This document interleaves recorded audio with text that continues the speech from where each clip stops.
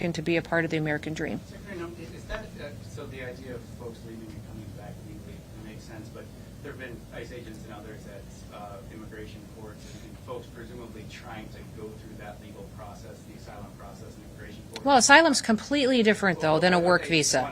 I mean, asylum, you have to be threatened by your government, and you have to have a real threat against you. And we are adding integrity back into these programs and how they're utilized. So we're not going to allow somebody to claim asylum that doesn't qualify like Joe Biden did. Joe Biden just let people walk into this country and say, okay, asylum, go be free, and did that for tens of thousands of people who were violent and a part of MS-13 and TDAs. So folks showing up at their hearings and doing that process represent people.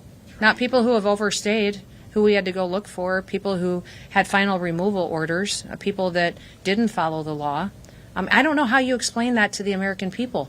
Say, okay, you have to obey every single law, and when you break the law, there's consequences for it, but then you say, but anybody from any other country, you get to waive that away. That's absolutely insanity.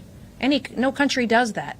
There's nobody that actually defends that except for the fake news and a bunch of liberals who actually are turning out to be communists and Marxists. They're not just liberals anymore.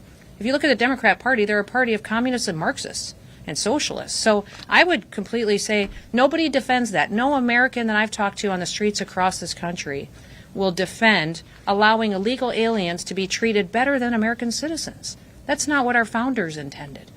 They came here to be free and to have liberty and fought for this country.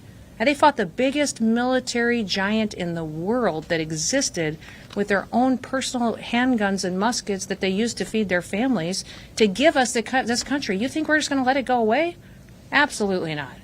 I've got kids and grandkids that I'm going to fight every day for to make sure that they get the same chance to grow up with the opportunities that I had the chance to grow up with.